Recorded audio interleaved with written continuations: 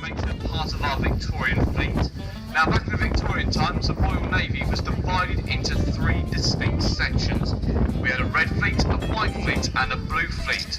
Well, Warrior just so happened to be the flagship of the red fleet, which is the reason why she would usually fly a large red flag above the captain's cabin even to this very day. If you want to, you can get married inside the captain's cabin. Now, should you decide to do this, you can change the set of code plates and fly down through the central rigging to spell out a message for the whole harbour to read. And everyone in the past we've seen things spelled out such as good luck, congratulations and well done. Well, going back onto the outside of the keyboards then, ladies and gentlemen, we're about to go past the ship that I'm sure you're all here to see today. And that, of course, is the brand new HMS Queen Elizabeth, or Queen Elizabeth for the time being. I'll explain why in a few moments' time. Now, she is the largest warship to ever be built for the Royal Navy. She is also the largest warship to ever enter Portsmouth Harbour, weighing in at over 70,000 tonnes, making her 3 times the size of one of our previous Invincible class of aircraft carrier. At her length, she is 280 metres long, which means if Usain Bolt was to try and run the top deck, it would take him nearly 30 seconds to do so. At her widest point, that's the top of the flight deck there, the width of her is 70 metres wide, which means as she goes through the harbour entrance directly behind us there, she only has about 15 metres of room to play with before she either takes out one part of Gospel or one part of Portsmouth.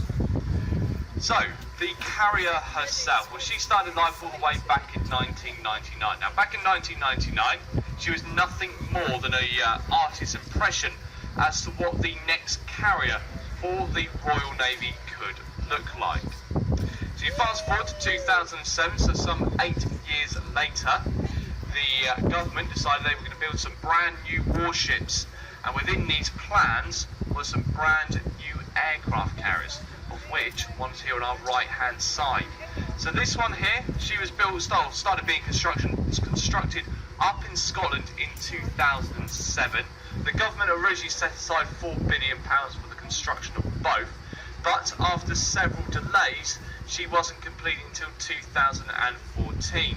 So she had a brand new price tag of £3.1 billion. So in 2014, she left from her dry dock in Scotland and touched water for the very first time. She remained in Scotland though for a further 3 years, all the way up until June the 26th of 2017, so only a couple of months ago, and then she made her way down to Portsmouth Harbour for the very first time. It took about 2 months to get down to Portsmouth, reason being is because on the way down they were doing all her sea trials. They had seen what her top speed was, which was 25 knots or nearly 30 miles an hour. Now at that speed, if she wanted to come to a grinding halt, it would take her nearly 2 nautical miles to do so. But nonetheless, she eventually made her way in through the harbour entrance, directly behind us there and on our right hand side, and berthed alongside her permanent moorings here in Portsmouth Harbour, which is known as the Princess Royal Jetty. Now, because they don't need all these systems in place, she doesn't have a huge crew capacity. In fact, most surprising of all, she can be fully operational with only 600 crew members. But at her maximum capacity, she will carry 1,600.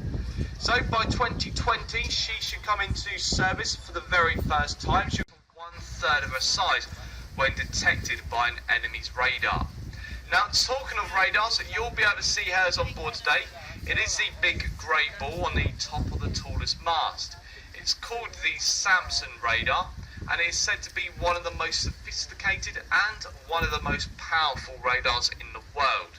Apparently, from where this ship is sat today, she can monitor up to 200 miles away. Now, that is equivalent being from here in Portsmouth to as far away as Paris. Within that range, she can then monitor up to 3,000 objects, about the same size as a football, trying to speed them up to Mach 3, which of course is 3 times the speed of sound. She can then relay that all back in 3D to the clever computers on board, which can prioritise their targets. And if a threat is detected, launch off a set of missiles which are inside the big grey box right up on the front end of the warship. There is one more weapon system up on the bow there. That's a large grey cannon you can see.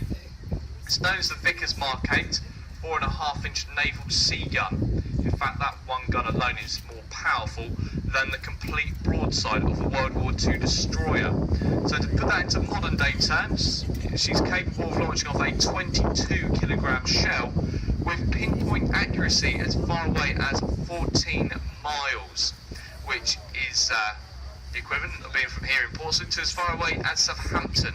So if they wanted to, they could swing the bows round, aim it towards Southampton and completely level any building that they desire.